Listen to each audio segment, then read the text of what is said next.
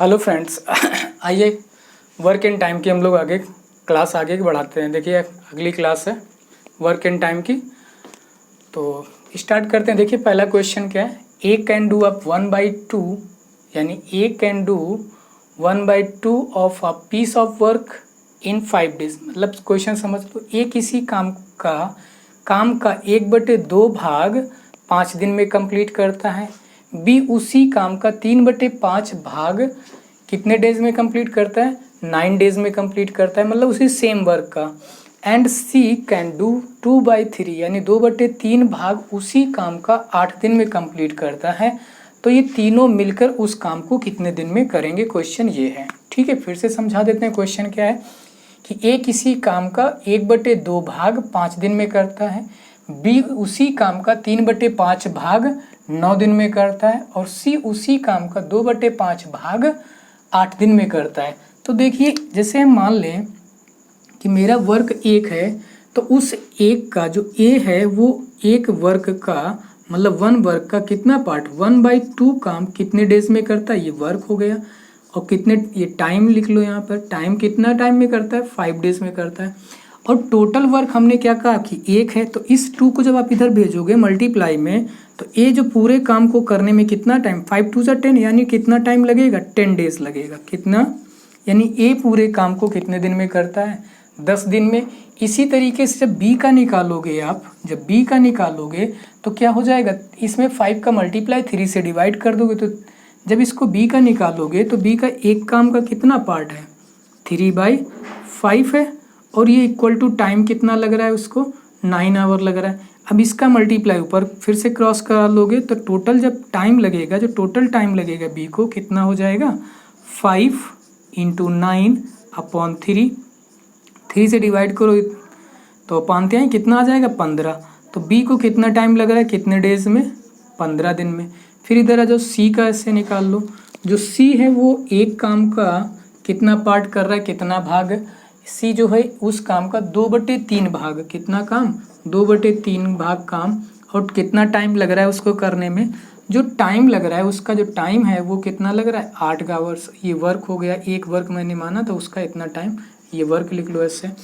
अब इससे पूरा काम कितना दिन में करेगा, तो सी इसको जरा मल्टीप्लाई में 2 से डिवाइड, तो जब 2 सी से इंटू 3/2 करोगे तो ये 4 आ जाएगा। तो सी उस काम को कितने दिन में करता है, 12 दिन में। तो सिंपल सा क्वेश्चन बन गया, ए उस काम को 10 दिन में करता है, बी उस काम को 15 दिन में करता है, सी उस काम को 12 दिन में करता है। ठीक, तो तीनों मिलकर उस काम को कितने दिन में करेंगे, तो तीनों मिलकर यानी एक दिन में का काम कितना है, 10। बी उस काम को कितने दिन में करता है, 15 दिन में, और सी उस काम को कितने दिन में करता है, 12 दिन में। तीनों ने मिलकर कितने दिन में करना है, एलसीएम ले लो, इसका 6 आ जाएगा, ये 4 और ये 5। इन तीनों का हमें निकालना है कि तीनों का टोटल टाइम कितना आना है, तो निकाल लीजिए, ए प्लस बी प्लस सी, इन तीनों की एफिशिएंसी कितनी आ जाएगी, 15 आ रही है, 6 4 10 5 15। ठीक है, तो इनकी जो क्षमता आ गई वो कितनी, 15 आ गई मेरी। ठीक, और टाइम कैसे निकालते हो, तुम जानते हो कि time is equal to work upon efficiency. तो वर्क कितना है, 60 है, और क्षमता कितनी है, 15 क्षमता से, तो 15 चौको 60।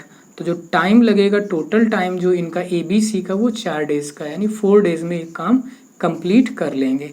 ए बी सी तीनों मिलकर उसे कितने डेज में कंप्लीट कर लेंगे, 4 डेज में। बात समझ में आ गई कि नहीं है, फिर से समझ लीजिए कि ये वो देखो 1/, था सिर्फ मैंने तुरंत मल्टीप्लाई कराना था, करा लिया, निकाल लिया।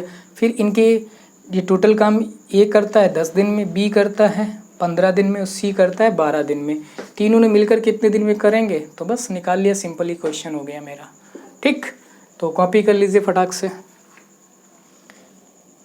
हो गया होगा कॉपी। आइए नेक्स्ट क्वेश्चन, सेकंड क्वेश्चन देखते हैं।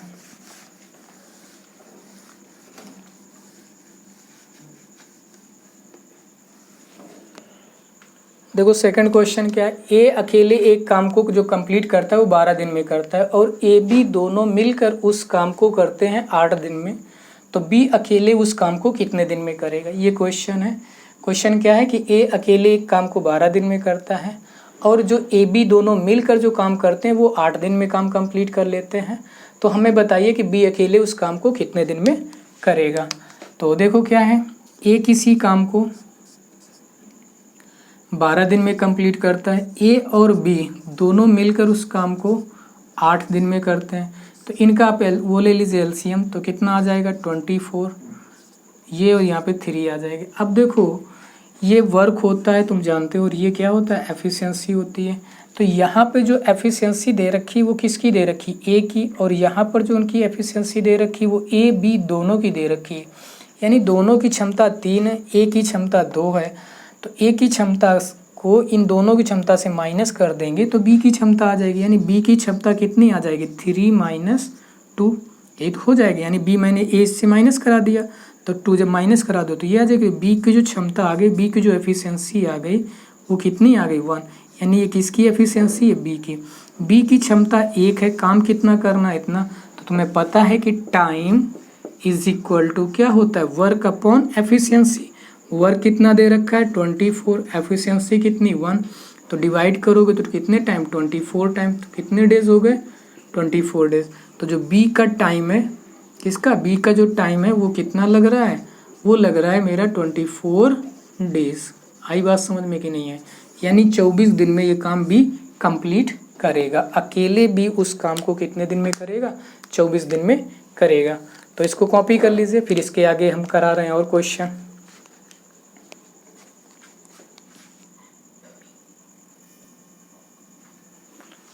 कॉपी हो गया होगा, देखिए फिर आगे question number 3, A and be together can complete this work in 8। देखो क्या है क्वेश्चन, ये है कि ए और बी मिलकर इस काम को 8 दिन में करते हैं। बी अकेले उस काम को 12 दिन में करता है, कितने दिन में 12 दिन में। यदि ये मान लो यहाँ पे दिया बी अकेले उसे 4 दिन काम करता है, उसके बाद जो रिमेनिंग काम बचता है वो ए कितने दिन में कंप्लीट करेगा, यानी ए करता है, फिर उसके बाद जो ए जो अकेले उस काम को कितने दिन में करेगा, ये पूछा गया है क्वेश्चन में। ठीक है, तो आइए देखते हैं। देखो क्या है कि ए और बी, ए प्लस बी उस काम को कितने दिन में करते हैं 8 दिन में करते हैं। कितने दिन में करते हैं 8 दिन में। और बी अकेले उस काम को 12 दिन में करता है। बी अकेले कितने दिन में करता है 12 दिन में। तो पहले इनका एलसीएम ले लीजिए, एलसीएम कितना आ जाएगा 24, ये 3 और 2। तो देखो बी की क्षमता 2 है और ए बी की क्षमता 3 है, तो ए की जो क्षमता हो जाएगी, जो एफिशिएंसी हो जाएगी वो कितनी हो जाएगी 1, और बी की जो एफिशिएंसी वो कितनी है 2। तो ये इन दोनों की एफिशिएंसी अलग अलग आ गई। बात समझ में आ गई कि नहीं आ गई। तो अब हमसे पूछ रहा है कि जो लास्ट के 4 दिन, मतलब ये है कि 4 दिन किसने काम किया है, ए ने काम किया, बी ने 4 दिन काम किया, उसके बाद बचा काम किसने किया है, बी ने 4 दिन काम किया, बचे काम को ए ने किया है। तो उस जो काम बचा हुआ काम जो हुआ वो कितने दिन में हुआ, ये पूछा गया है। तो देखो 4 दिन का काम यानी 4 डेज का जो वर्क होगा किसका, बी का, 4 days of work of B. ठीक है, 4 डेज वर्क ऑफ बी कितना हो जाएगा 4 2 जा 8 काम इन्होंने कर लिया।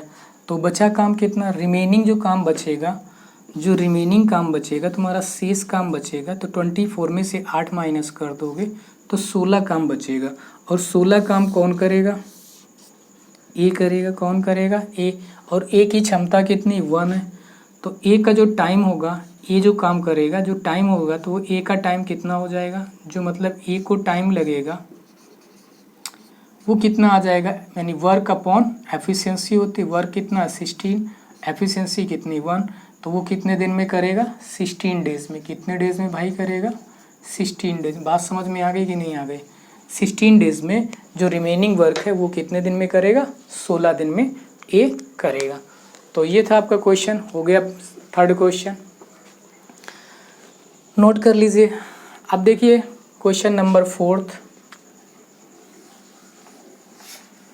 ठीक है, क्वेश्चन नंबर 4 देखते हैं हम लोग क्या है। देखिए A can do a piece of work 20 days, B उसे 40 days in, if they work together in 5 days then the fraction of this work that is left. तो क्वेश्चन ये है, देखो क्या है क्वेश्चन कि ए किसी काम को 20 दिन में करता है और बी उसे 40 दिन में करता है। तो कह रहा है 5 दिन में जो काम हुआ है, 5 दिन काम करने के बाद कितना काम बचा है फ्रैक्शन में, ये बताना है रिमेनिंग काम। ठीक है, तो पहले तो इनका निकाल लो एलसीएम। तो 40 आ जाएगा, ये 2 टाइम्स और ये 1 टाइम्स। इन दोनों का जो एफिशिएंसी आ जाएगी, ए और बी की जो क्षमता है वो कितनी है, 3, यानी इनकी क्या है, एफिशिएंसी है। ये मेरा वर्क है। तो 5 डेज़ का वर्क निकाल लीजिए इन तीनों का, दोनों का। तो 5 डेज़ का वर्क कितना हो जाएगा, 15 हो जाएगा। 15 वर्क कर लेंगे 5 दिन में। ठीक है, 15 वर्क कर लिया तो रिमेनिंग वर्क कितना बचेगा, रिमेनिंग वर्क जो हो जाएगा 40 माइनस 15। ठीक है, माइनस करा दोगे तो कितना बच जाएगा तुम्हारा, ये रिमेनिंग वर्क आ गया, शेष वर्क जो आ गया तो इससे माइनस कर दो तो यहाँ बचेगा 5 और यहाँ बच जाएगा 2, यानी 25। ठीक है, तो जो रिमेनिंग वर्क बचा वो कितना बचा, 25। तो हमसे पूछ रहा है फ्रैक्शन में कितना वर्क लेफ्ट मतलब बचा है। तो देखो जो काम शेष बचा अपॉन में टोटल वर्क, तो रिमेनिंग वर्क अपॉन में क्या होता है, टोटल वर्क होता है। ठीक है, टोटल वर्क जो भी होगा उसको रखते हैं, तो वही मेरा फ्रैक्शन या रिमेनिंग का जो फ्रैक्शन होगा वो बच जाएगा। तो कितना था, यानी तुम्हारा 25 अपॉन 40, इसको डिवाइड कर दो तो 25 5 अट्ठे 40, यानी कितना आ गया 5/8।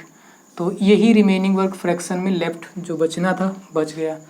ओके भाई, थैंक यू। सॉरी लाइट चली गई, इस वजह से नहीं देख पा रहे होगे। ओके, कोई बात नहीं।